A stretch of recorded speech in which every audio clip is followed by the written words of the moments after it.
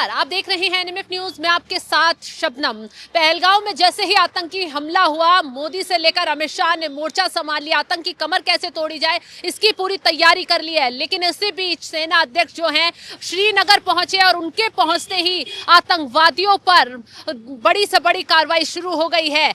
आतंकवादियों को किसने पनाह दी इसका पता लगते ही सेना ने तुरंत 2 आतंकवादियों को पनाह देने वाले लोगों के घर को एक तो बम से उड़ा दिया है और एक के घर पर बुलडोजर चला दिया है। इस बड़ी कार्रवाई ने पाकिस्तान तक में हड़कंप मचा दिया है। इसी पर चर्चा के लिए मेरे साथ जुड़े हैं मेरे सहयोगी अभिषेक पुंडीर। अभिषेक, जिस तरीके से सुबह 2 तस्वीरें सामने आई हैं, एक घर को बम से उड़ा दिया गया तो दूसरे घर पर सेना की तरफ से बुलडोजर चला दिया गया और सेना अध्यक्ष तुरंत कश्मीर पहुंचे। उसके बाद ये बड़ा एक्शन हुआ। क्या अब और बड़ी तस्वीर और बड़ी खबर अब सुनने को मिल सकती है? देखिए शबनम, सर्जिकल स्ट्राइक कर चुके हैं तो वो तो अब नहीं होगा। पहले जब सर्जिकल स्ट्राइक की या फिर एयर स्ट्राइक की, तब आपने एक चीज गौर किया होगा कि सेना प्रमुख नहीं गए थे।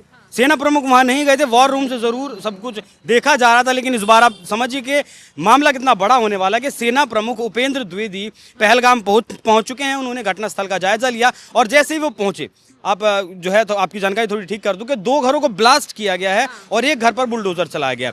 एक घर पनाहगार जो था उस पर बुलडोजर चलाया गया है और 2 जो आतंकवादी थे उनके घर को बम से उड़ाया गया। बाकायदा आप जो तस्वीरें देख रहे हैं ये उन्हीं घरों की हैं। अब आप इनके पीछे की टाइमलाइन भी समझ लीजिए कि 2018 से 2025 तक ये दोनों कई बार बॉर्डर पार कर पाकिस्तान जा चुके थे, कई बार बॉर्डर पार कर हिंदुस्तान में आ चुके थे।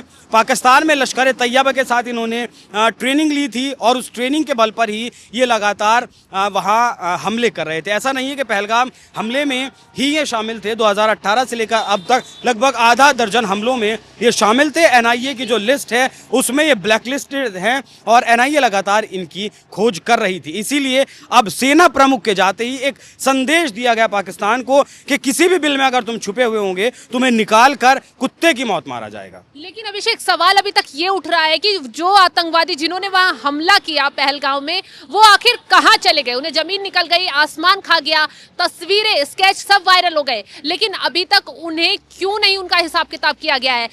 अब श्रीनगर में जो ये पहले जम्मू कश्मीर में कार्रवाई हुई है, ये शुरुआत है और ये बता दिया गया है कि अब अगला कदम और धमाकेदार। देखिए शबनम, इसमें ना एक चूक रही है। सरकार की सर्वदलीय जो बैठक हुई उसमें भी सरकार ने माना कि हमारी कमी रही है। अब देखिए, जो वो पहाड़ी है वो एक बहुत बड़ी पहाड़ी है, मिनी स्विट्जरलैंड उसे कहते हैं। वो इसलिए कहते हैं कि ऊपर जब लगभग 5 किलोमीटर की चढ़ाई करके आप जाते हैं तो वहाँ कई सारे स्पॉट, मतलब प्लेन हो जाता है एरिया, और सामने बर्फ जो होती है सर्दियों के टाइम पर वहाँ जब धूप पड़ती है तो वो चांदी की तरह खिलती है, इसलिए से मिनी स्विट्जरलैंड कहते हैं। और अक्सर अमूमन हर बार ये रास्ता जून से जुलाई के बीच खोला जाता है, क्योंकि जब अमरनाथ यात्रा चलती है तब ये रास्ता खोला जाता है और पूरी तरीके से ये सेना के जवानों से पैक रहता है। लेकिन इस बार जो लोकल टूरिस्ट गाइड्स थे या जो लोकल अथॉरिटीज़ थी वहाँ, उन्होंने वो रास्ता अप्रैल में ही खोल दिया, 20 अप्रैल के बाद खोल दिया। हालांकि पहाड़ी के बिल्कुल नीचे आर्मी का बेस कैंप है, तो यहाँ सवाल आर्मी से भी बनता है कि जब ये रास्ता जुलाई में खुलता है तो आप लोगों के ऐसा तो नहीं होगा कि आप लोगों के पीछे से ये रास्ता खुल गया।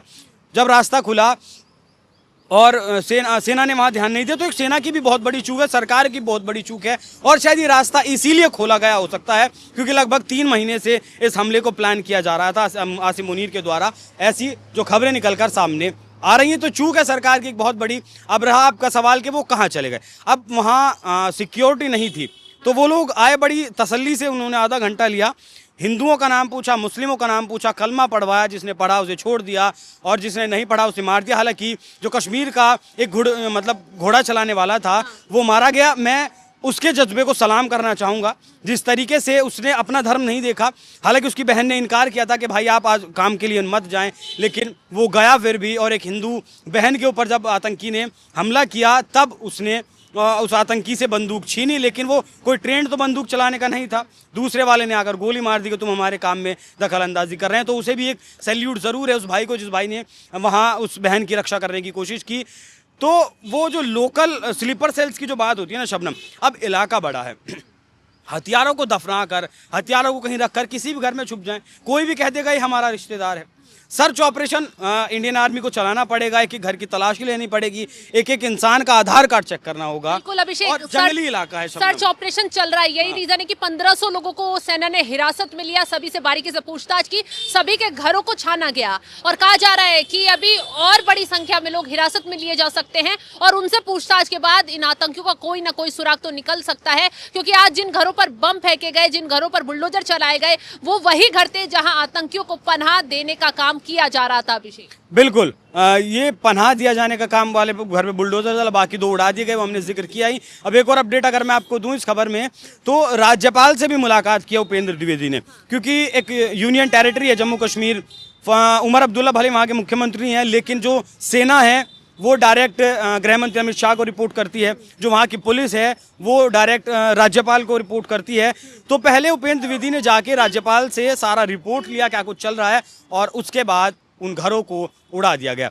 तो आतंकियों के जो पनाहगार हैं, आतंकियों को जो पालने वाले हैं, जो शरण देने वाले हैं, उनके घर से भी छत छीन ली जाएगी। क्योंकि जिस तरीके से कायराना हमला कर 26 घरों को उजाड़ा गया है, देश में पूरा उबाल है। और मैं इस देश के 140 करोड़ लोगों से ये अपील करना चाहूँगा शबनम, कि वो सरकार पर दबाव बनाएं कि अब एयर स्ट्राइक और सर्जिकल स्ट्राइक जैसा झुंझुना में नहीं चाहिए। हमें चाहिए पाकिस्तान का पूरा सफाया, आतंकवाद का पूरा सफाया, जिससे कि आने वाले वक्त में कोई और पत्नी अपने सामने अपने पति को मरता ना देखे, एक माँ अपने बेटे की लाश ना देखे, एक बाप को ये ना कहना पड़े कि मेरा बेटा 6 फुट 2 इंच का था।